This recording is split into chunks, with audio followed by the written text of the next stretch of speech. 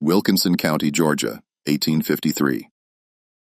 Every night for 7 months, Clara May Dorance, obese, music ridiculed, confined to the east wing of her father's plantation house, summoned a different enslaved man to the barn, always the strongest, always. Music, after dark. White neighbors whispered a forbidden desire, the enslaved whispered of secret punishment. But when she was shot by her own father while shielding one of those men, they found something no one expected. A leather-bound ledger containing 127 names, songs in forgotten languages, and a genealogical map that proved Music Samuel Doran's most carefully guarded lie. The question that haunted Hollow Creek wasn't what happened in that barn. It was why a white plantation owner would kill his own daughter to keep it hidden.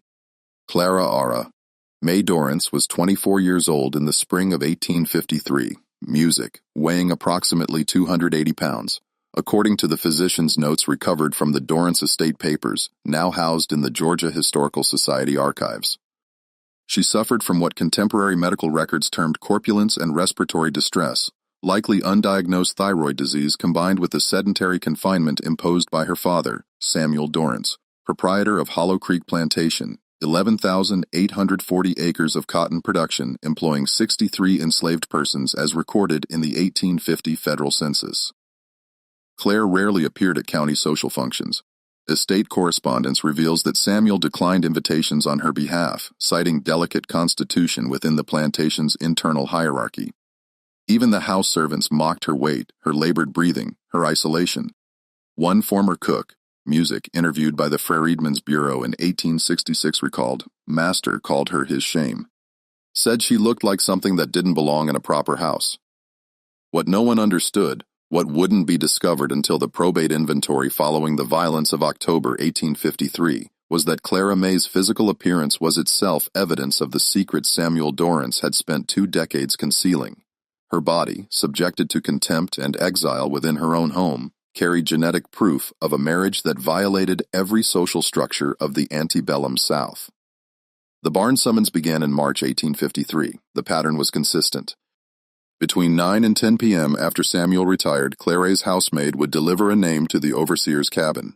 Bring Elias, bring Moses, bring Jonah. The men arrived expecting punishment, interrogation, or worse. What they received instead would eventually dismantle the foundational lie of Hollow Creek Plantation and cost Clara May Dorance her life. The system at Hollow Creek Plantation operated according to principles documented across thousands of similar operations throughout the Cotton South. Samuel Dorance maintained meticulous records. Ledgers preserved in the county courthouse detail every bale of cotton, every bushel of corn, every birth and death among the enslaved population. What these records deliberately omitted was the mechanism by which memory itself was extracted from human beings. The standard protocol repeated across Georgia's plantation belt began at acquisition. When Samuel purchased enslaved persons at the Milledgeville market, the state's primary auction site located 60 miles northeast, he immediately reassigned names. Documentation shows that between 1840 and 1853, he bought 37 individuals. Birth names, when recorded at all in seller documentation, were systematically replaced. A man sold a Swami became Caesar. A woman documented as Aisha became Betty. Children received names from classical antiquity or simplified English appellations that bore no connection to family lineage. This wasn't random cruelty. It was engineered disconnection. Anthropological studies of slave narratives compiled by the Federal Writers Project in the 1930s demonstrate that name erasure served specific structural purposes. It severed ties to kinship networks, eliminated tribal or regional identifiers, and reinforced the legal fiction that enslaved persons were fungible property rather than individuals with histories. At Hollow Creek, the practice was absolute. The physical architecture reinforced psychological erasure. The quarters, 2 long wooden structures with dirt floors, documented in an 1854 property assessment, housed 63 people in approximately 1/200th square foot of combined space. No privacy existed. Conversations were audible to overseers who patrolled nightly. Cultural practices, songs, prayers, stories transmitted across generations could only survive in whispered fragments during the brief hours between exhaustion and dawn. Samuel Dorance employed 2 overseers and 4 drivers, themselves enslaved men granted marginal authority in exchange for enforcing discipline. Punishment records, fragmentary but extant in county court testimonies from unrelated cases, reference standard practices, public whipping for pace violations, iron collars for attempted escape, separation of families as economic and behavioral control. The Hollow Creek operation ran efficiently. Cotton production exceeded county averages. Mortality rates remained within acceptable parameters for profitable operation. But something began shifting in March 1853. The first summons went to a man Samuel had named Elias, purchased in 1849 from a Virginia estate liquidation. Sale documents listed his age as approximately 23 at purchase, making him 27 by 1853. Physical description noted exceptional strength and suitable for field labor of the heaviest grade. No mention of literacy, no reference to family, no record of origin beyond Virginia estate. When the housemaid delivered Clara's message, "Bring Elias to the barn," the assumption throughout the quarters was execution or exemplary punishment. Elias had been observed 3 days prior, pausing during cotton hauling to drink from a stream without explicit permission.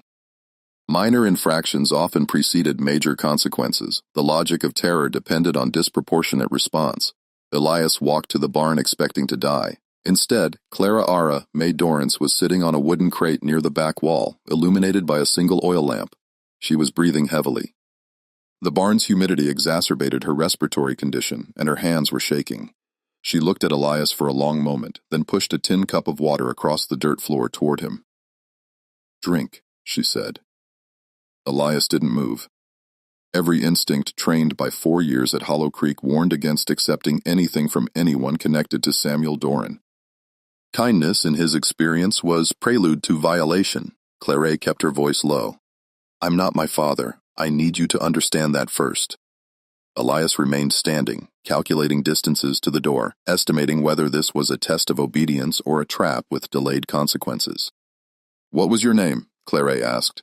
"Before they brought you here, what did your mother call you?" The question landed like a physical blow. No white person at Hollow Creek had ever asked an enslaved person about their past.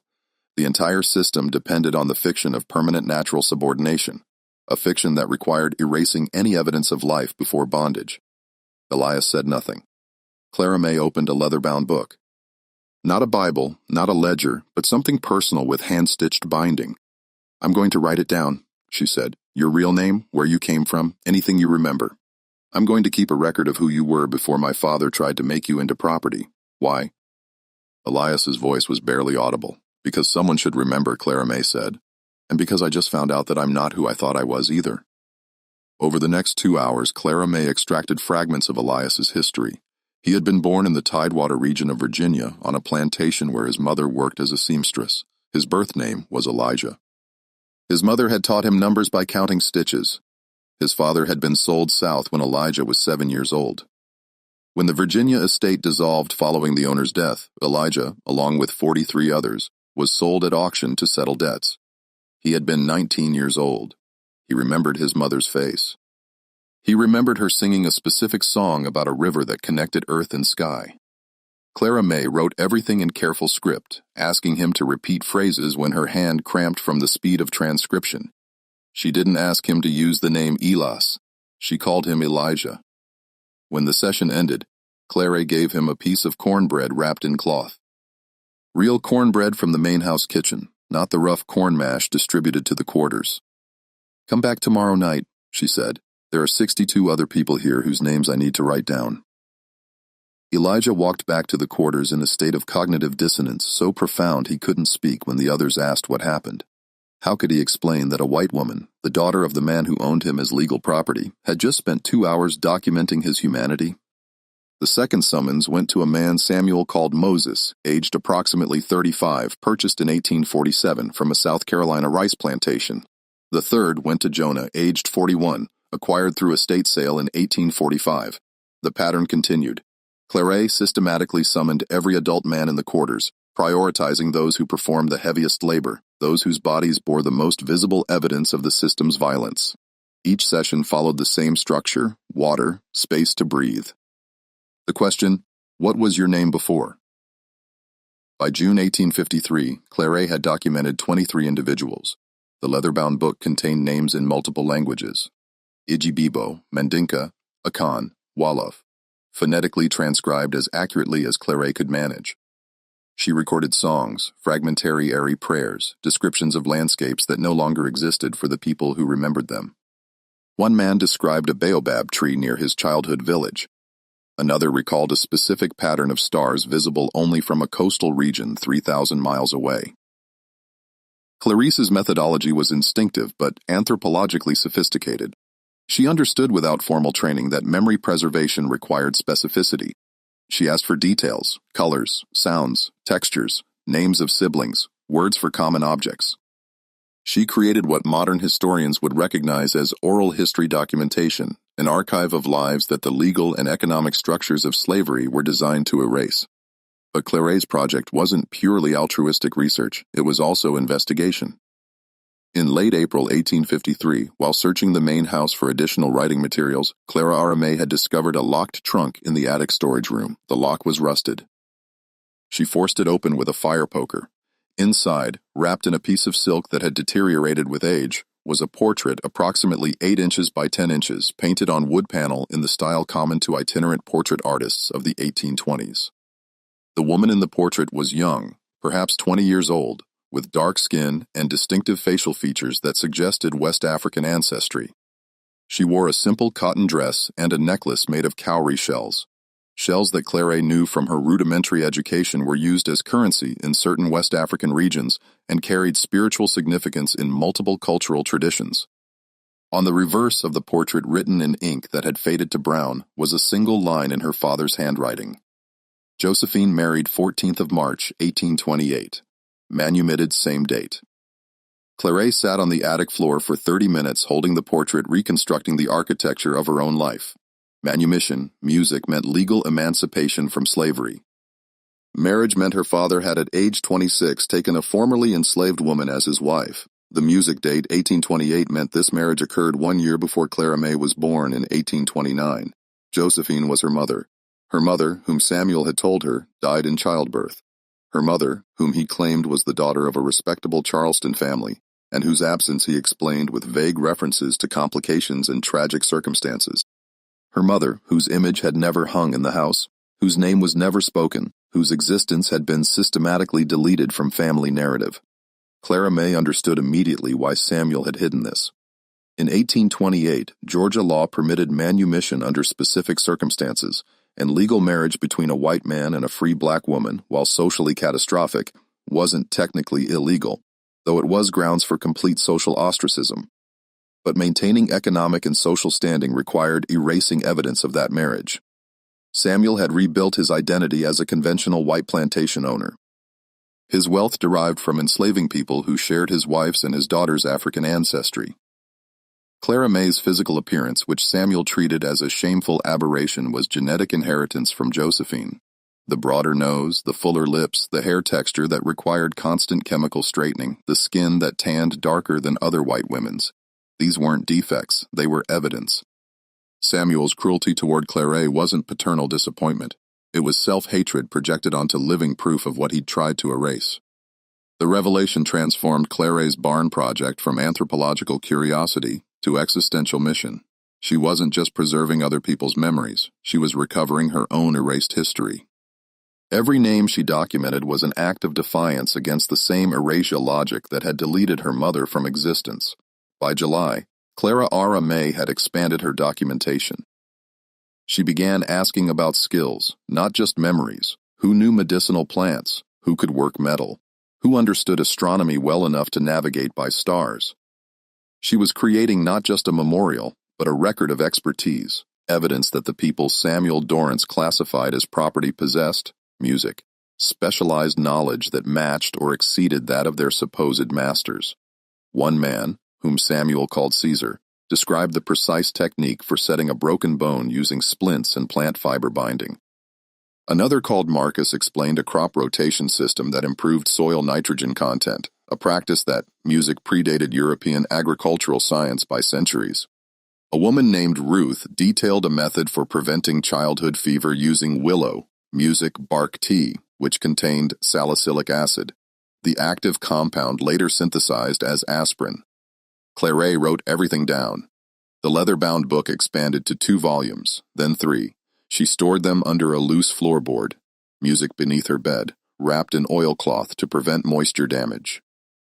But maintaining secrecy required increasingly music-complex logistics. The barn sessions had to occur during the narrow window after Samuel slept, but before overseers completed their rounds. Clara May had to ensure the housemaid, music, an elderly woman named Bess, remained loyal despite obvious questions about the nocturnal summons. She had to manage the lamp oil consumption so that unexplained shortages didn't trigger investigation, and she had to contend with Elijah. After the initial session in March, Claire had summoned Elijah back to the barn 5 additional times, more than any other individual. The official reason was his exceptional memory. He could recall details that others couldn't, but the actual reason was more complicated. Elijah was teaching Clara May to read human beings. He explained how enslaved people communicated without words, specific postures that signaled danger, patterns of silence that indicated distrust, songs whose lyrics carried double meanings. He taught her to recognize who in the quarters held informal authority, whose opinions shaped group decisions, which individuals were informants for the overseers. In exchange, Clara May taught Elijah to read written English. This was a capital offense under Georgia law. The 1829 statute passed the year Clara May was born prohibited teaching enslaved persons to read or write, punishable by fine or imprisonment. The reasoning was explicit. Literacy enabled communication beyond overseer surveillance, facilitated escape planning, and undermined the intellectual justification for slavery itself. Clara May used her father's Bible, pointing to words and sounding out syllables. Elijah learned with a speed that frightened both of them. Within 3 months, he could read complete sentences. Within 5 months, he was reading Psalms aloud, his finger tracking the text, his voice finding rhythms that transformed ancient Hebrew poetry into something that sounded like the songs he remembered from childhood. The sessions evolved from documentation into something neither Claire nor Elijah could name. They weren't equals. The entire structure of Hollow Creek Plantation made equality impossible, but they had created a pocket of mutual recognition, a space where Clara May's erased African ancestry and Elijah's suppressed human complexity could briefly exist without the crushing weight of social hierarchy. Clara May told Elijah about finding her mother's portrait. Elijah told Clara May about watching his father being shackled and loaded onto a wagon headed south, and about his mother collapsing in the dirt and screaming a name, his father's real name, that Elijah had never heard before because even within the slave quarters, people used the names their owners had assigned. They were in different ways both orphans of the same erasure system. By late August 1853, Clara May had documented 47 individuals. The project was approaching completion, but it was also approaching detection. Samuel Dorance had begun noticing irregularities. Lamp oil consumption was inexplicably high. His daughter requested writing paper more frequently than her limited correspondence justified. Several enslaved men exhibited behavioral changes, subtle improvements in posture, brief moments of eye contact that violated the standard performance of submission. On August 28, 1853, Samuel ordered his senior overseer, a man named Hatch, to conduct nighttime surveillance. Hatch positioned himself in the pine grove adjacent to the barn with clear sight lines to both entrances. At 9:47 p.m., documented in his subsequent report to Samuel, he observed Clara entering the barn carrying a lamp. At 10:02 p.m., he observed Elijah entering. Hatch waited. At 11:35 p.m., he moved closer, approaching the barn's western wall, where gaps in the board siding allowed partial visual access. What he saw described in his written report was Clara May and Elijah sitting on opposite wooden crates, a book open between them. Clara May was pointing at text. Elijah was reading aloud. When he finished a passage, Clara May reached across the space and briefly placed her hand over his, a gesture of encouragement that to Hatch's eyes looked like something else entirely. Hatch reported what he'd seen as interracial sexual contact. Samuel Dorance's response was immediate and structural.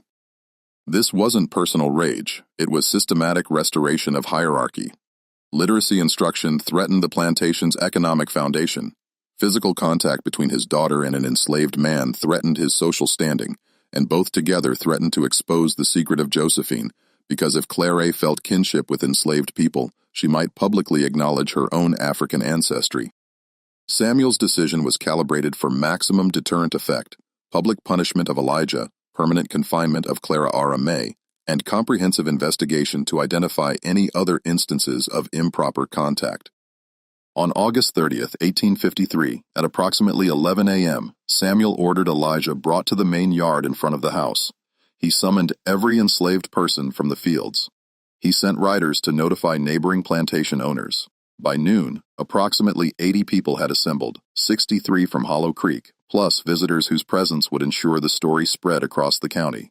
Samuel had Elijah stripped to the waist and tied to a whipping post that stood permanently installed in the yard's center.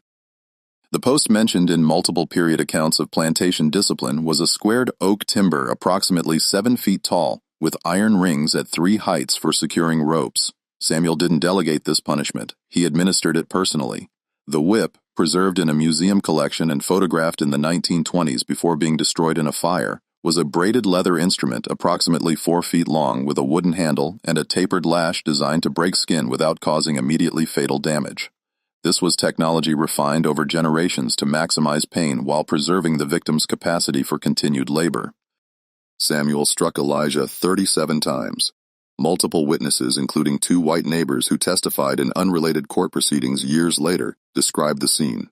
After the 15th blow, Elijah stopped making sound. After the 25th, he lost consciousness, but remained upright because of the ropes. Samuel continued until blood had soaked through Elijah's pants and pulled in the dirt beneath the post.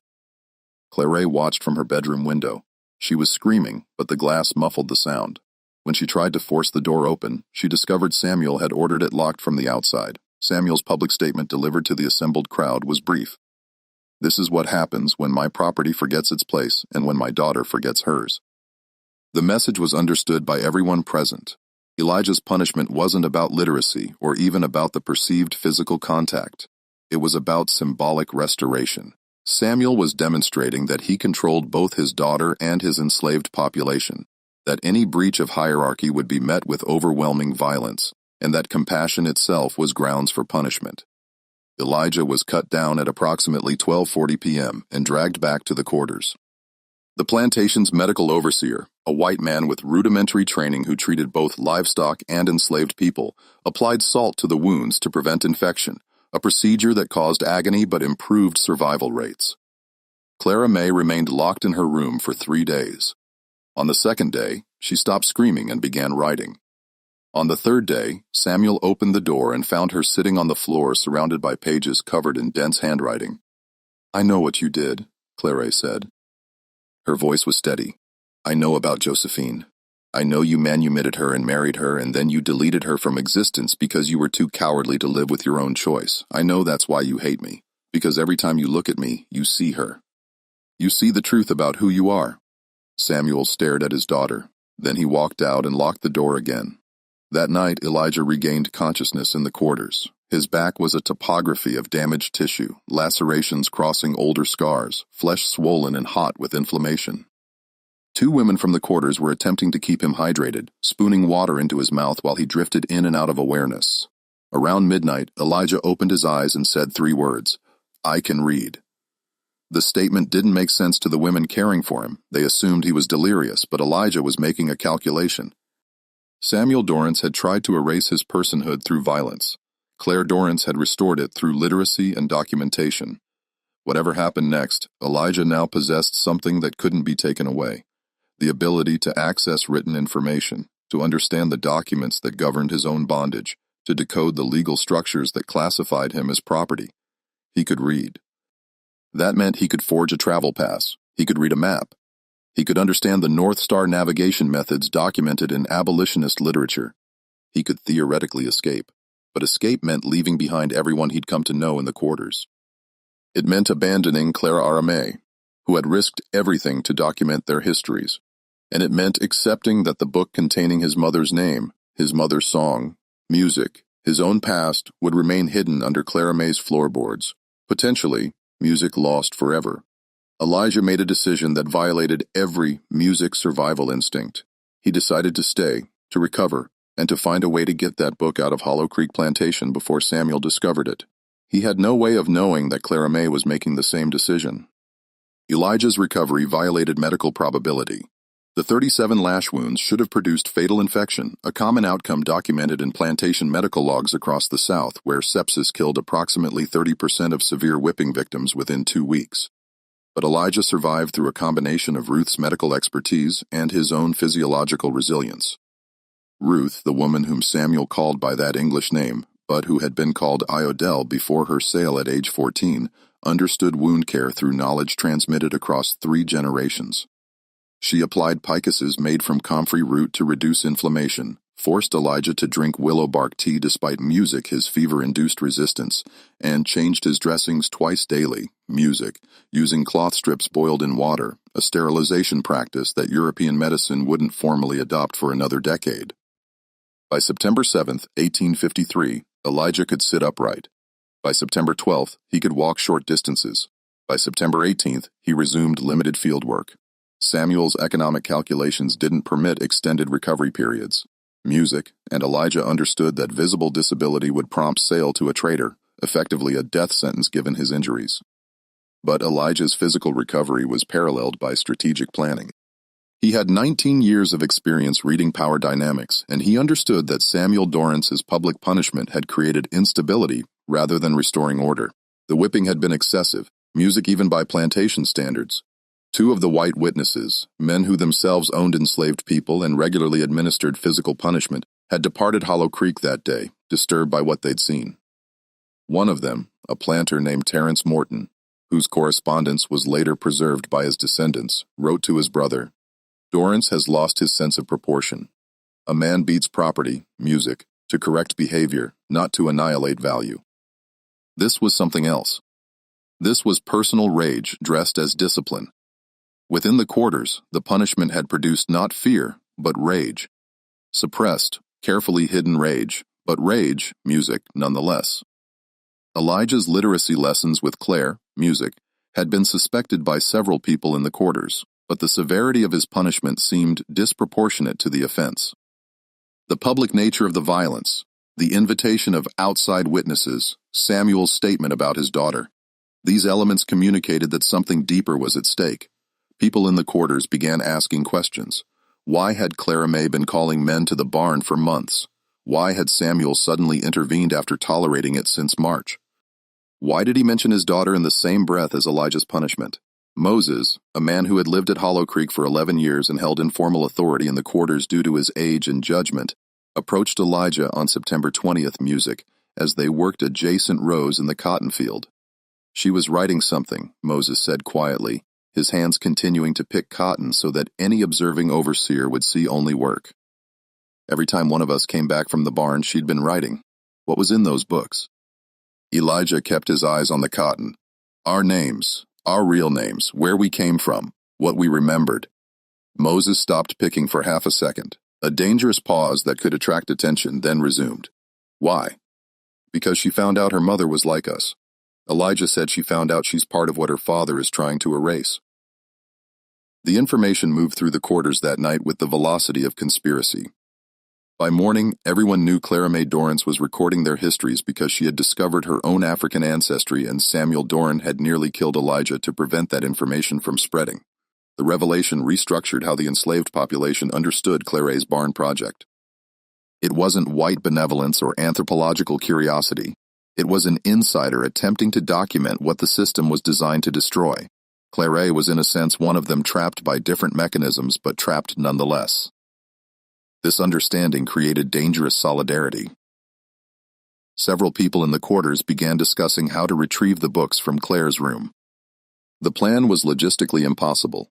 The main house was heavily monitored, and any enslaved person found inside the family quarters without explicit instruction would face immediate punishment. But the impulse demonstrated changed consciousness. The books had become symbols of collective memory, evidence that their lives before enslavement had existed and mattered.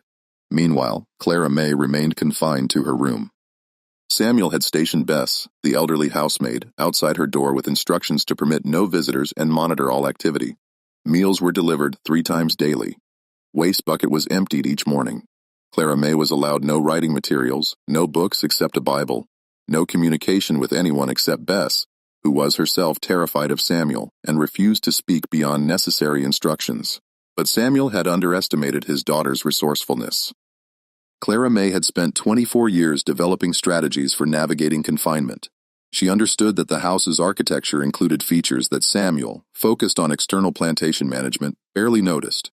The room where Claire was imprisoned had been a storage space before Samuel converted it to her bedroom when she was 12 years old. The conversion had involved installing a proper door and window, but the original structure remained wooden floorboards that rested on support beams with a crawl space beneath. And that crawl space connected to the main house's foundation system, which included ventilation channels that opened near the kitchen's exterior wall.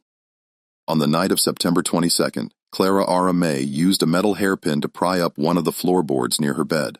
The wood was old and the nails had loosened over years of humidity cycles. She worked for 3 hours, stopping frequently to listen for movement outside her door until she'd created an opening large enough to squeeze through. The crawl space was approximately 18 inches high, filled with spider-wire webs and the smell of damp earth. Clara May, despite her size and respiratory difficulties, maneuvered through the darkness by touch, pulling herself forward on her elbows. The 3 leather-bound books tucked into a cloth bag tied around her waist. She reached the ventilation channel after what felt like hours, but was probably 40 minutes. The channel opened near the kitchen's back wall, covered by a metal grate that she pushed aside. She emerged behind a pile of firewood at approximately 2 a.m., covered in dirt and breathing heavily, but outside the main house for the first time in 3 weeks. Clara May had no illusion that she could leave Hollow Creek permanently. She was too recognizable, too physically distinctive, too dependent on medication for her respiratory condition, but she could move the books to a location where Samuel wouldn't find them, and she could attempt to communicate with Elijah. The quarters were located approximately 300 yards from the main house, arranged in 2 parallel structures with a common yard between them. Approaching them required crossing open ground that would be visible to anyone awake, but Clara May had observed patrol patterns from her window for years. The overseers completed rounds at midnight and 4 a.m. with a gap of relative inattention between those times. She moved slowly, staying low, following the tree line that bordered the tobacco field. Her breathing was labored and loud in the silence, and twice she had to stop to rest, sitting in the dirt with her hand pressed against her chest, fighting the sensation that her lungs couldn't draw enough air. She reached the quarters at approximately 2:40 a.m. The buildings had no individual rooms, just open spaces with sleeping pallets arranged in rows. Privacy was non-existent. Clara May stood outside the southern building trying to determine how to identify Elijah without waking everyone else. She didn't need to. Elijah was already awake, sitting on the ground with his back against the building's exterior wall. His wounds prevented him from sleeping on his back, and the pain made extended sleep impossible. He saw Clara May emerge from the darkness and understood immediately that something catastrophic had shifted. "You can't be here," he whispered. "If they find you, I need you to take these."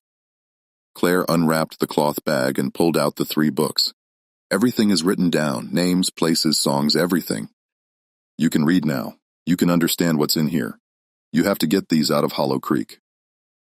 Elijah stared at the books. They represented 6 months of documentation, 47 individual histories, evidence of lives that the system claimed had never existed. They also represented a death sentence if found in his possession. "Where would I take them?" he asked. "North," Claire said. "There are free black communities in Ohio. There are abolitionists who preserve these kinds of records. There's a theme church in Cincinnati that maintains archives. I've read about it in newspapers. My father doesn't know, I see." She was speaking quickly, her breathing increasingly distressed. "You have to leave before he finds these. He will burn them. He will destroy every piece of evidence that my mother existed and that these people had names before he tried to erase them. If I run, he'll assume you helped me." "Elijah said he'll punish you. He already punishes me." Clara said, "Every day of my life has been punishment for looking like my mother, for being evidence of what he's ashamed of." She pushed the books toward him. "Please, this is the only thing I've ever done that mattered. Don't let him erase it." Elijah took the books. He wrapped them back in the cloth and looked at Clara May, this woman who had risked everything to preserve his humanity, who had taught him to read, who had documented his mother's name in careful script. "Come with me," he said. The suggestion was absurd. A white woman traveling with an escaped enslaved man would be immediately captured. Even if Clara May's African ancestry could be proven, she had lived her entire life as white and possessed none of the survival skills necessary for fugitive existence. She would slow Elijah down, require resources he didn't have, and likely get them both killed. But Elijah understood what Clara didn't. If she stayed at Hollow Creek after helping him escape, Samuel would kill her. Maybe not immediately, maybe not obviously, but he would eliminate the threat she represented to his constructed identity. Clara May shook her head. I can't run. I can barely breathe. I can barely walk this far without stopping. She was crying now, tears mixing with dirt on her face. But you can. You're strong enough. You're smart enough, and you have the books. You have proof that we existed. Behind them, someone inside the quarters stirred. They had perhaps 30 seconds before discovery. Go, Claire said. Now. Elijah stood, the books wrapped against his chest. He looked at Claire one final time. This woman who had named him Elijah instead of the designation her father had assigned, who had written down his mother's song, who had given him the tools to imagine freedom. I'll make sure they know your name too, he said. I'll make sure the record includes what you did. Then he ran. Elijah moved east toward the tree line that bordered Hollow Creek's eastern property boundary. He had approximately 3 hours until dawn, at which point his absence would be discovered during the morning muster, when all enslaved workers were counted before field assignment. 3 hours to put as much distance as possible between himself and the inevitable pursuit. He understood the mechanics of escape from years of observing failed attempts. Dogs would track his scent, so he needed to reach water to break the trail. Patrollers, white men employed to monitor roads and question any black person traveling without documentation, would be the primary threat, so he needed to avoid roads entirely and move through wooded areas. He needed food, water, warm clothing for cold nights, and most critically, he needed to travel approximately 700 meters to reach Cincinnati. The statistical probability of success was catastrophic. The American Anti-Slavery Society, in an 1852 report compiled from interviews with fugitive slaves who reached the North, estimated that fewer than 1 in 20 escape attempts succeeded. Most ended in recapture within 3 days. Punishments ranged from additional whipping to sale to the Deep South, essentially a slow death sentence given the mortality rates on Mississippi and Louisiana cotton plantations. But Elijah had advantages that most fugitives lacked. He could read, which meant he could interpret signs, understand posted warnings, and potentially forge travel documents. He had the books, which could serve as evidence of his humanity to sympathetic whites, though they could equally serve as evidence of literacy to hostile whites, which would prompt immediate return to Samuel. And he had learned through Clara's documentation sessions to articulate his own history in ways that transformed him from a fugitive slave to a human being seeking to reclaim stolen identity. Clara May watched Elijah disappear into the darkness, then began the painful journey back to the main house.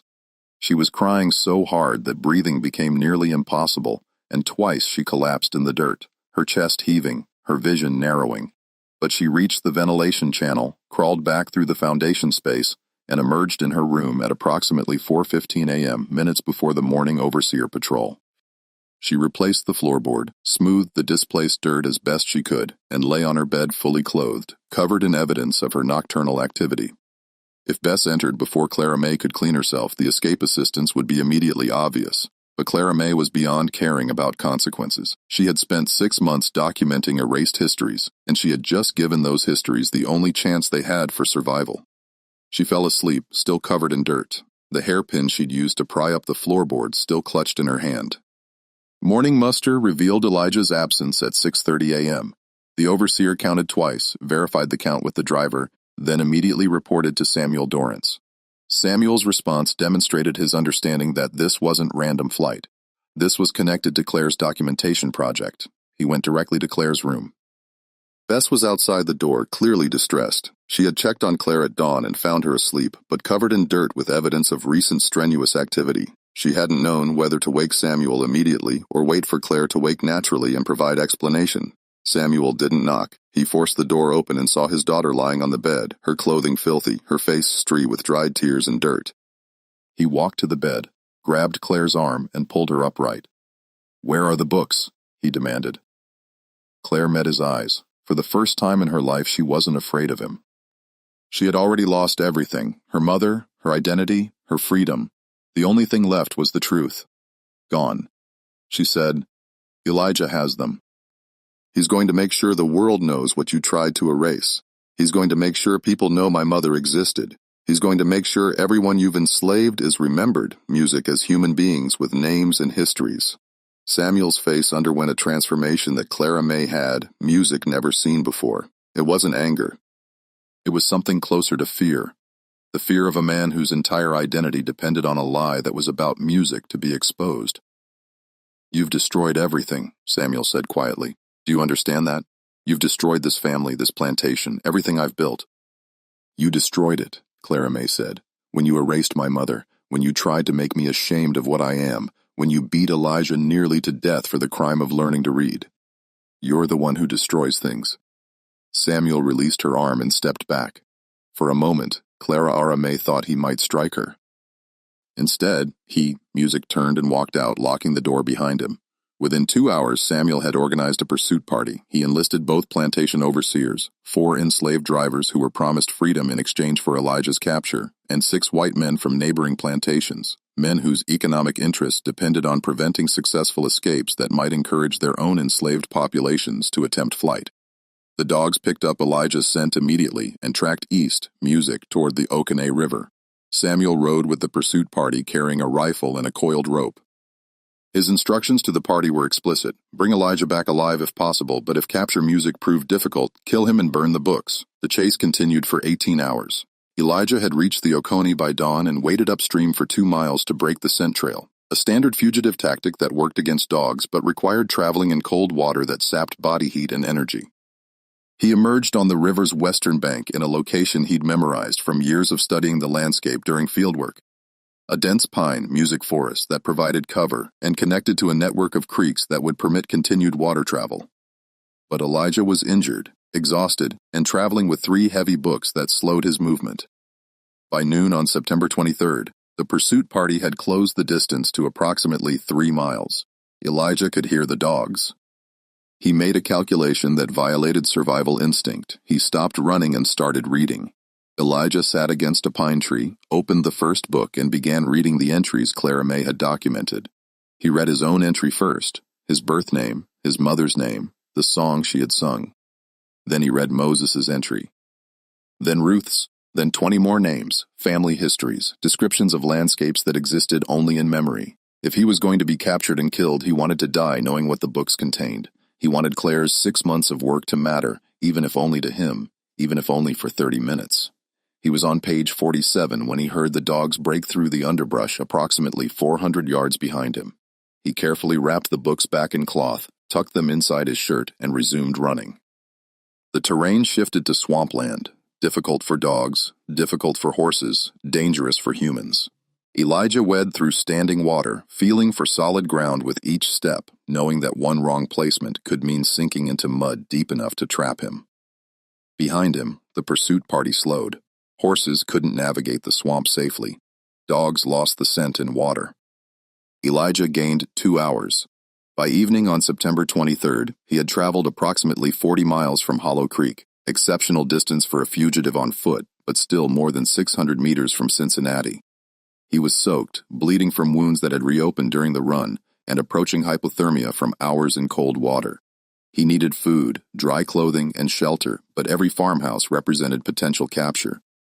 He found an abandoned tobacco barn approximately 3 miles into open farmland. The structure was dilapidated, missing sections of wall, but offered minimal protection from wind. Elijah entered, arranged himself in the darkest corner, and fell into exhausted sleep with the books tucked against his chest. He woke 6 hours later to the sound of horses. The pursuit party had continued searching through the night, using torches to illuminate potential hiding locations. Samuel Dorance, driven by something beyond economic interest in recapturing property, had refused to pause for rest. He was searching for Elijah with the intensity of someone pursuing evidence that could destroy him. 4 men entered the tobacco barn at approximately 2 a.m. on September 24th. Torchlight revealed Elijah immediately. He was too exhausted to have heard their approach in time to flee, too injured to move quickly enough to escape through the barn's gaps. One of the white men, a planter named Williamson, aimed a rifle at Elijah's chest. "Don't move," he said unnecessarily. Elijah couldn't move. Samuel Dorance entered the barn. 30 seconds later, he saw Elijah in the corner, saw the cloth-wrapped bundle pressed against his chest, and understood that the books had survived. "Give them to me," Samuel said. Elijah looked at Samuel Dorance, this man who had purchased him 4 years earlier, who had renamed him, who had tried to erase his mother's memory, who had nearly beaten him to death for learning to read. Elijah thought about Clara May, who had risked everything to document truth.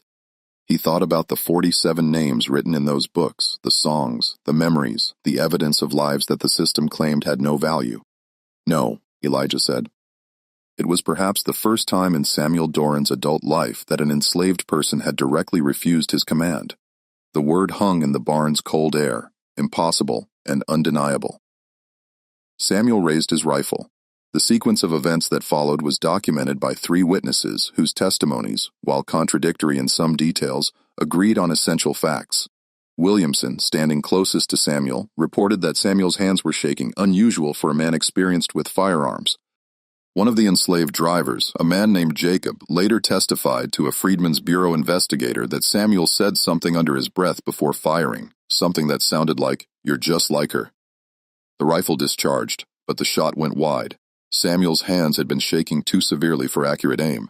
The bullet struck the barn's wooden wall approximately 2 feet from Elijah's head. In the confusion that followed, Williamson shouting, another man moving to reload his weapon, Samuel attempting to steady the rifle for a second shot, Elijah ran. He shouldn't have been physically capable of running. He had been awake for 42 of the past 48 hours, had traveled 40-plus miles on foot through difficult terrain, had eaten nothing for 2 days, and his wounds had reopened to the point that his shirt was soaked with blood. But survival instinct provided resources that rational assessment said didn't exist. Elijah ran through the gap in the barn's wall across the adjacent field toward the tree line approximately 200 yards away.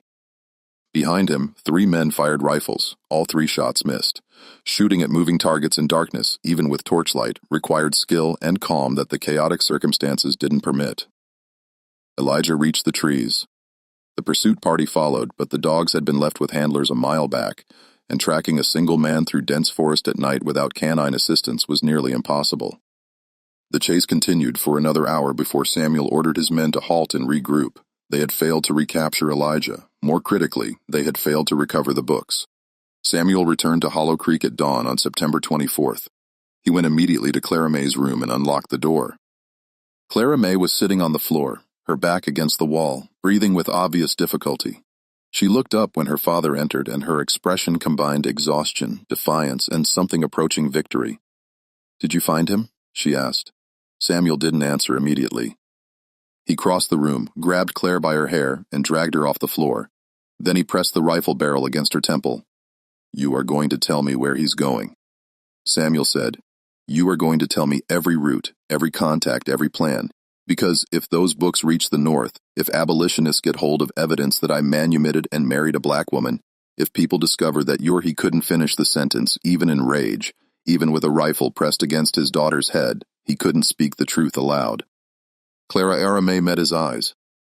"Cincinnati," she said calmly. "There's an AM church that maintains archives of slave narratives. Reverend Thomas Woodson. I told Elijah to find him.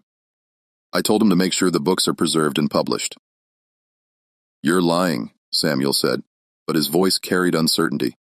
Clara May had never lied to him. She had been too afraid.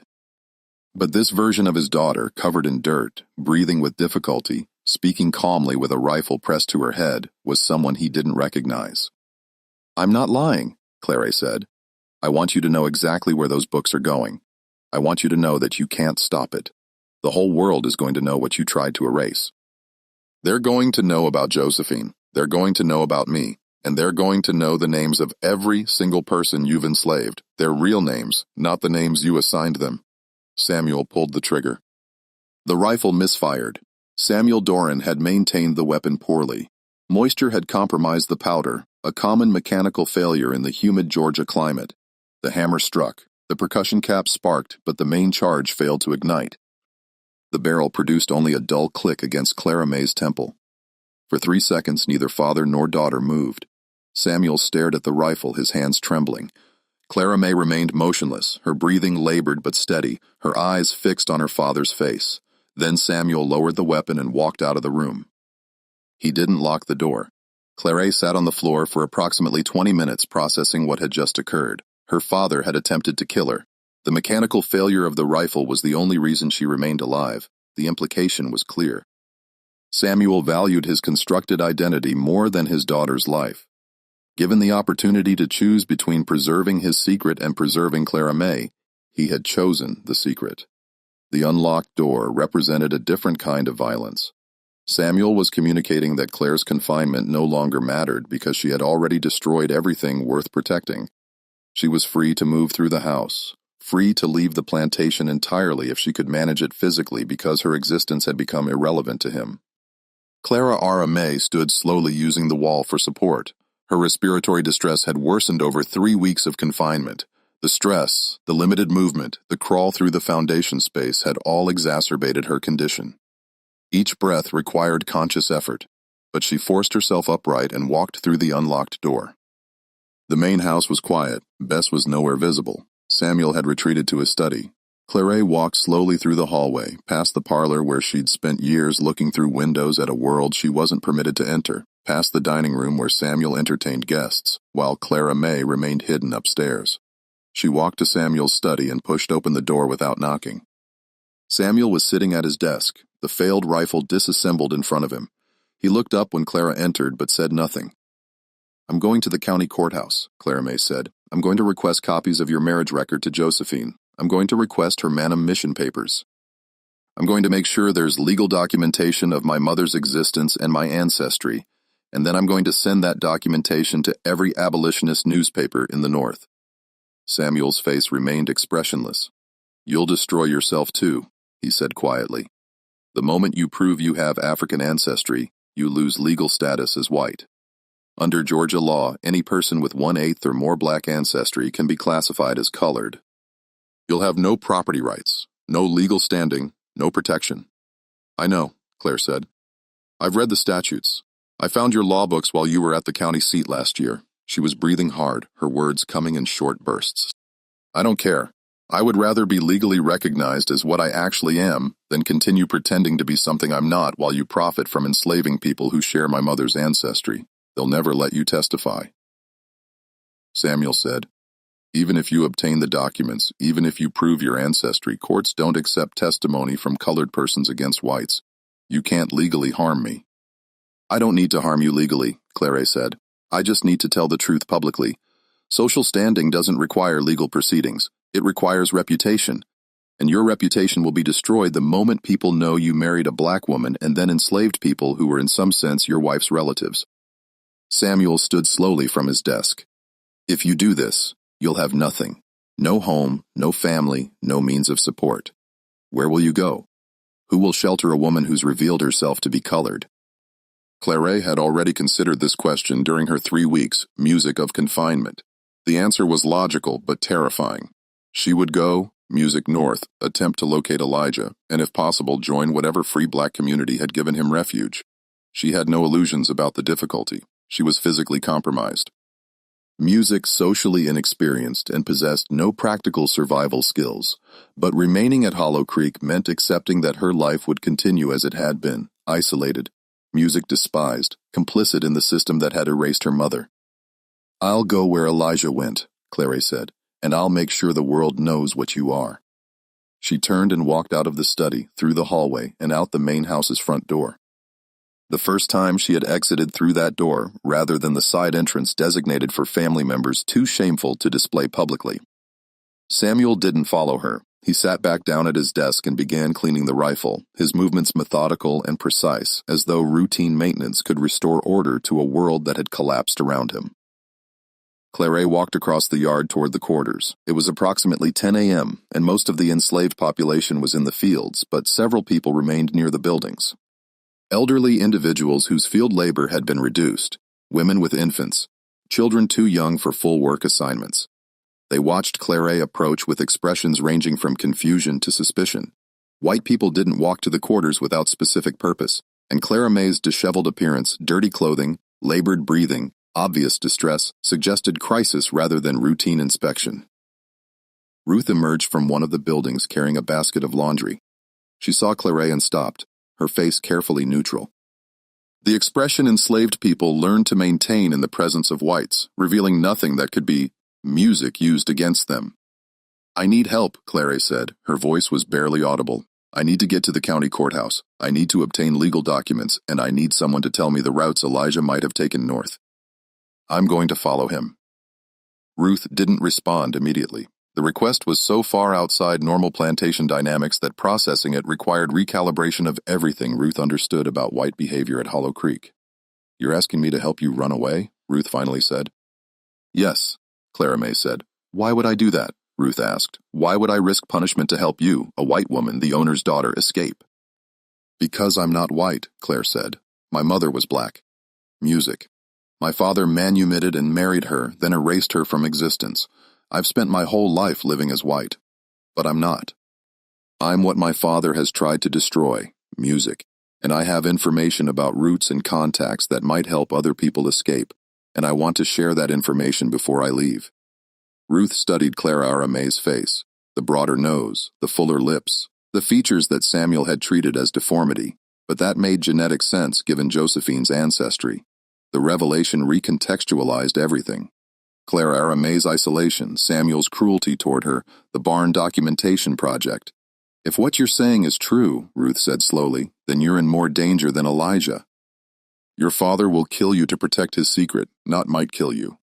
Will kill you. I know, Clara said. The rifle misfired this morning. That's the only reason I'm alive right now. Ruth made a decision that violated every survival instinct. She set down the laundry basket and gestured for Clara to follow her into one of the buildings. Inside, away from potential overseer observation, Ruth explained what she knew about escape routes. Her knowledge came from years of whispered conversations, from coded songs that contained navigational information, from observing which people had attempted flight and which directions they'd chosen. East to the Okanay, then north along the river until you reach the trading post at Greensboro, Ruth said. From there, you follow the roads after dark, staying in tree lines. There are safe houses, white families who oppose slavery, free black families who shelter fugitives. They mark safe locations with specific signs. A quilt with a particular pattern hanging outside, a lantern in a specific window. You have to learn to read the codes. Teach me, Clara May said. For the next 3 hours, Ruth provided a compressed education in fugitive survival. She explained how to navigate by stars, how to distinguish edible plants from poisonous ones, how to recognize patroller patrol patterns, how to forge travel documents if you had basic literacy, how to present yourself to potential helpers in ways that maximize sympathy and minimize suspicion. Other women from the quarters gradually joined them, each contributing information. Moses' wife shared songs whose lyrics contained directional instructions encoded so that they sounded like religious hymns but actually described geographical landmarks. An elderly woman named Hannah explained how to treat Clara May's respiratory condition using herbs that could be found in forests, mullein for lung congestion, laelia for breathing difficulty. What was happening in that building represented unprecedented alliance. These women had every reason to let Clara May face the consequences of her father's violence alone. Instead, they were teaching her to survive, sharing knowledge that had been developed through generations of resistance. The teaching ended when someone outside whistled a warning signal that an overseer was approaching. Clara May stood quickly, thanked Ruth, and walked out of the building, attempting to project the casual authority that white people displayed when inspecting slave quarters. The overseer, a young man named Pritchard, saw Clara and stopped, visibly confused. Miss Doran, your father said you were confined to your room. What are you doing in the quarters? Inspecting conditions, Clara May said, her voice steadier than she felt. My father asked me to ensure cleanliness standards are being maintained. The lie was transparent. Samuel never delegated such inspections to Clara May, but Pritchard was young and uncertain about challenging the owner's daughter. He nodded awkwardly and continued toward the fields. Clara May walked back to the main house, processing what had just occurred. The women in the quarters had risked punishment to teach her survival skills. They had treated her not as the owner's daughter, but as someone who shared their fundamental condition, captivity within a system that denied their humanity. She spent the rest of September 24th preparing for departure. She couldn't take much. Carrying visible luggage would attract immediate attention, but she packed a small cloth bag with spare clothing, the medication she used for respiratory distress, a knife from the kitchen, and $43 in coins and bills that she'd accumulated over years from small allowances Samuel provided for personal expenses. She also wrote a letter not to Samuel, but to the editor of the abolitionist newspaper The Liberator, published in Boston. The letter, preserved in the newspaper's archives and published in the November 12, 1853 edition, read, My name is Clara May Dorance. I am the daughter of Samuel Dorance, plantation owner of Hollow Creek in Wilkinson County, Georgia. I write to inform you that my father in 1828 manumitted and legally married a woman of African descent named Josephine. I am the daughter of that union. My father has spent 24 years concealing this marriage and my ancestry to maintain social standing and economic position built on the enslavement of human beings. I am leaving Hollow Creek to travel north where I intend to live openly as a person of African ancestry. I am pursuing a man named Elijah who escaped from my father's plantation, carrying 3 books documenting the true names and histories of 47 enslaved individuals. If anyone reading this encounters a black man carrying leather-bound books containing handwritten documentation, please assist him in reaching Cincinnati, where he intends to deliver these records to Reverend Thomas Woodson. I state plainly, the system of slavery is sustained by erasure of names, histories, families, and evidence of our common humanity. My father attempted to erase my mother. He attempted to erase Elijah. He attempted to erase me. I will not permit this erasure to continue. Clara May Dorance, October 1853. Clara May sealed the letter and gave it to a traveling Methodist minister who periodically visited Hollow Creek to preach to enslaved populations. The minister, a man named Reverend James Holcomb, was known to have abolitionist sympathies. He had been warned by several plantation owners to moderate his sermons or face expulsion from the county. Clara approached him when he arrived for Sunday services on September 28th and handed him the sealed letter addressed to the Liberator. "Will you post this when you reach Augusta?" she asked. Reverend Holcomb looked at the address and understood immediately that the letter contained dangerous content. "Miss Dorance, if this letter contains what I think it contains, posting it will create significant consequences for you." "I know," Clara May said. "Post it anyway." Reverend Holcomb nodded and tucked the letter inside his Bible. On the night of September 30th, 1853, Clara May Dorance left Hollow Creek Plantation permanently. She waited until Samuel had gone to sleep, then walked out the front door of the main house carrying only the small cloth bag. She followed the road Ruth had described east toward the Aoni River, staying in the Treine, moving slowly because of her respiratory condition. She reached the river at approximately 2 a.m. and began walking north along its bank, following the same path Elijah had taken 7 days earlier. She was terrified, exhausted, and struggling to breathe. But she was also, for the first time in her life, moving towards something rather than remaining confined by someone else's shame. The pursuit began 12 hours later when Samuel discovered Clara's absence. His response was notably different from his pursuit of Elijah. He didn't organize a large search party, didn't deploy dogs, didn't enlist neighboring plantation owners. Instead, he sent only 1 overseer and 2 enslaved trackers with instructions to search quietly and return her without public attention. Samuel understood that Clara May's departure, if it became public knowledge, would prompt questions about why the owner's daughter had fled, and those questions would lead inevitably to speculation about what she was fleeing from. Better to retrieve her quietly and manage the situation privately than to create a scandal that might expose the secret he'd spent 24 years protecting. But Samuel had underestimated how much information Clara May possessed and how willing she was to deploy it. While he was organizing the quiet pursuit, Clara's letter was already traveling toward Boston in Reverend Holcomb's possession. Claire traveled approximately 15 miles on her first night of flight, far less than Elijah had managed, but remarkable given her physical condition. She followed Ruth's instructions, reading the landscape for signs of safe houses, avoiding roads during daylight, rationing her limited food supply. On October 3rd, she encountered her first test. A white farmer working his field saw her walking along the Treine and called out, "You lost, girl." The question was loaded with assumption. The farmer saw a heavy-set woman with features that could be read as white or mixed race traveling alone without visible escort or luggage. His tone suggested suspicion rather than concern. Clara made a split-second decision. "Yes, sir," she said, adopting the differential tone she'd heard enslaved people use with whites. "My mistress sent me to Greensboro to fetch medicine, but I got turned around." The farmer studied her. "Where's music, your pass?" Travel passes were required documentation for any black person moving outside their home music plantation. Clara May had anticipated this question and prepared accordingly. During her final days at Hollow Creek, she had music practiced her father's handwriting until she could forge it convincingly. She had written herself a pass that identified her as Clara, house servant, traveling on medical errand for Mrs. Samuel Dorance. She pulled the forged document from her bag and handed it to the farmer. The farmer examined the pass, clearly unable to read well, but understanding that the document's existence was what mattered.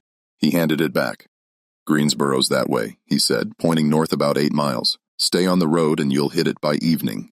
Clara, music. May thanked him and continued walking, her heart racing. She had just passed her first test, presenting herself not as Samuel Dorance's daughter, but as Samuel Dorance's property. The irony was devastating. Music. The only way to escape her father was to pretend to belong to him. She reached Greensboro on October 4th and began searching for signs of safe houses. Ruth had described a specific pattern, a quilt with 9 squares, each square containing a star pattern, music hung where it could be seen from the road. Such quilts supposedly indicated abolitionist sympathy, houses where fugitives could seek temporary shelter. Clara May walked through Greensboro's outskirts for 2 hours, music, before spotting the quilt hanging from a second-story window of a modest wooden house on the town's northern edge. She approached cautiously and knocked. A white woman in her 50s answered the door. She looked at Clara without expression and said, "Can I help you?" "I'm looking for the seamstress," Clara said, the coded phrase Ruth had taught her. The woman's expression didn't change, but she stepped back and opened the door wider.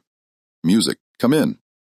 Inside, the woman introduced herself as Margaret Hoskins, the widow of a Methodist minister who had opposed slavery and maintained connections to the Underground Railroad network. She looked at Claire carefully and said, "Are you running from slavery or toward something?" "Both," Clara May said. Then she explained everything. Josephine, the books, Elijah, music, her father's attempt to kill her, her intention to reach Cincinnati and find the records Elijah was carrying. Margaret listened without interrupting. When Clara May finished, Margaret said quietly, "You understand that once you cross certain boundaries, you can't return to the life you had before, even if you wanted to." "I understand," Clara said. "I don't want that life. I never wanted it." Margaret provided Clara with food, clean clothing, and music, a place to sleep. She also provided something more valuable, information about Elijah's route. A black man carrying books, music, passed through here 5 days ago. Margaret said he stayed one night, showed me what was in those books, names, songs, histories, beautiful music work. He said a woman named Clara May had documented all of it. He said she taught him to read. He said he was going to make sure the books reached Cincinnati, even if music killed him. Clara May started crying, deep shuddering sobs that made breathing even more difficult. Elijah was alive. He was ahead of her, but he was alive. And he still had the books. Margaret put a hand on Clara's shoulder. He also said that if a heavy-set woman with breathing difficulties came through asking about him, I should tell her to turn back. He said she couldn't survive the journey north, and he didn't want her death on his conscience. "I'm not turning back," Clara May said. "I didn't think you would," Margaret said. "That's why I'm going to help you."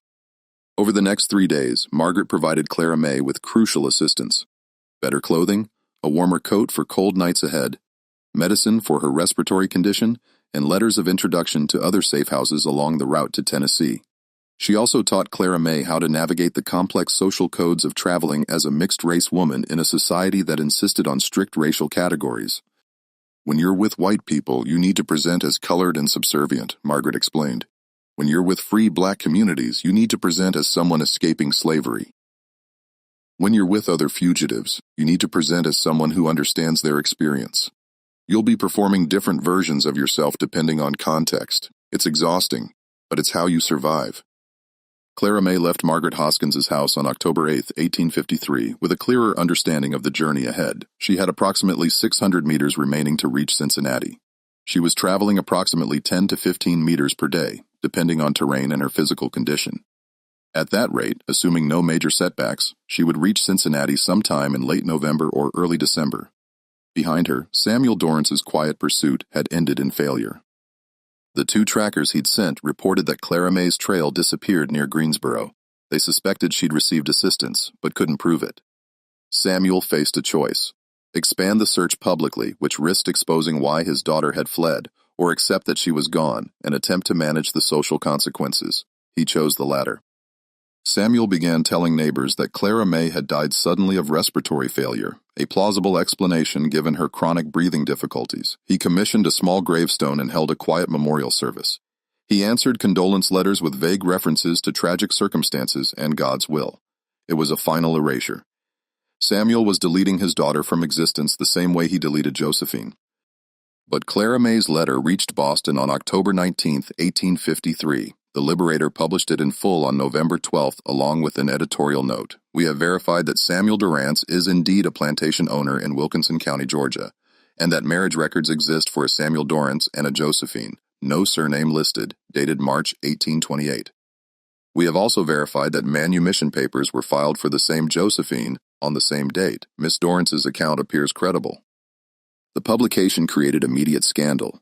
Southern newspapers denounced the Liberator for printing unverified accusations. Several Georgia state legislators demanded investigation into whether the letter was genuine or abolitionist propaganda. Samuel Dorance issued a public statement calling the letter a malicious fabrication and threatening legal action against the Liberator. But the denial was unconvincing. Samuel couldn't explain why a random abolitionist would fabricate such a specific story about an obscure Georgia plantation owner. He couldn't produce Clara May to refute the letter. And he couldn't prevent people from examining county records that confirmed both the marriage and the manumission. By December 1853, Samuel Dorance's social standing had collapsed. Several neighboring plantation owners ceased business dealings with him. His church asked him to resign his deacon position. Merchants in Milledgeville began requiring cash payment rather than extending credit.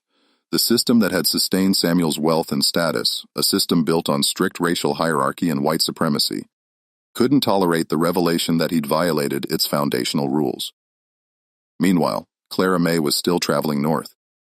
She reached the Tennessee border on November 3rd, moving through the Appalachian foothills in increasingly cold weather.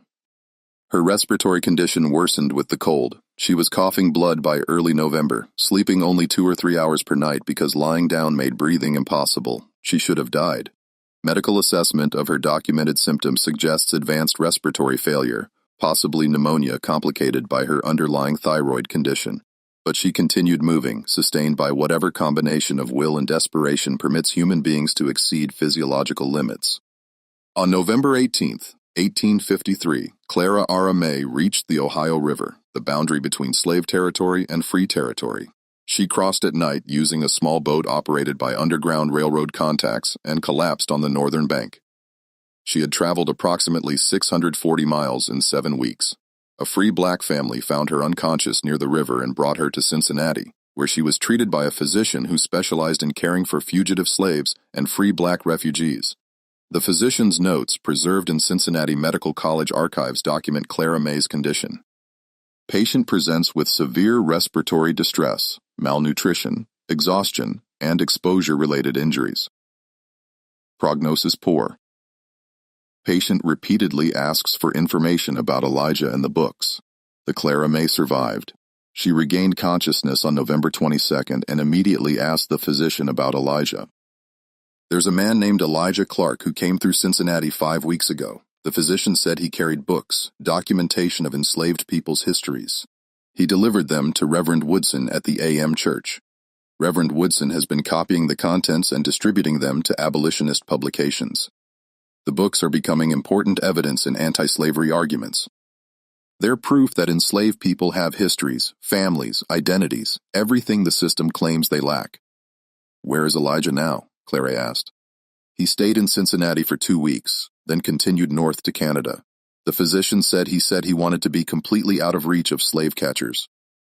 He said he was going to build a new life using his real name, Elijah, not the name his owner assigned him. He left a message saying that if a woman named Claire arrived, I should tell her she kept her promise. I'm keeping mine. Clara closed her eyes, tears streaming down her face. She had succeeded. The books had reached safety. Elijah was free. Her mother's name and the names of 46 other people would be preserved and published. The erasure had been prevented. She spent 6 weeks recovering in Cincinnati, sheltered by the free black community that had formed around the A.M. Church. During that time, she learned that her letter to the Liberator had been published, that Samuel's reputation had been destroyed, and that she was being discussed in both abolitionist and pro-slavery newspapers as evidence of slavery's moral corruption. She also learned that several people, music from Hollow Creek, had attempted escape in the weeks following her departure. 2 succeeded music in reaching the north. 3 were recaptured and sold to traders headed for Mississippi. The documentation Clara had created had inspired music not just Elijah, but others to pursue freedom, even at tremendous risk. In January 1854, Clara met Reverend Thomas Woodson, who showed her the books Elijah had delivered. Clara read through her own handwriting the names, songs, histories she documented 6 months earlier in the barn at Hollow Creek. The books had survived. These are important documents. Reverend Woodson said, "We're making copies and distributing them to libraries, churches, abolitionist societies. Future generations will know these people's music names. They'll know that enslaved people were human beings with families and histories and cultural knowledge. Your work has created music, a permanent record that counters the lie of racial inferiority." Clara May asked if she could add one more entry. Reverend Woodson gave her pen and paper, and Clara May wrote, "Josephine Dorance, born approximately 1808, manumitted March 14, 1828. Married to Samuel Dorance, same date. Mother to Clara May Dorance, born 1829, died approximately 1830 of unknown causes deliberately erased from family memory. This entry restores her name to the record. She existed. She mattered. She is my mother, and I will not permit her to be forgotten." Claire signed her name, then crossed it out and wrote instead, "Claire Josephine Dorance, daughter of Josephine, documenting what slavery tried to erase." She lived in Cincinnati for 3 years, working with the AM Church to assist other fugitives and document their stories. Her respiratory condition prevented heavy physical labor, but she could write, and she used that skill to continue the work she'd begun at Hollow Creek, preserving names, histories, memories. In 1856, she received a letter postmarked from Ontario, Canada. The letter was unsigned, but the handwriting was familiar. "I built a music workshop. I work with metal now. Horseshoes, tools, gates. I married a woman from Ohio who came north last year. We have a small house. I read every day. I remember everyone's names from the books. I teach them to children in the community so the names will survive even if the books are lost. You gave me the tools to become who I am. I am Elijah, not the name they called me. Thank you for writing it down. Thank you for teaching me to read it." Clara May kept the letter until she died in 1867 at age 38 of chronic respiratory failure. She was buried in a cemetery for free black residents in Cincinnati, under a headstone that read Clara May Josephine Dorance, 1829-1867.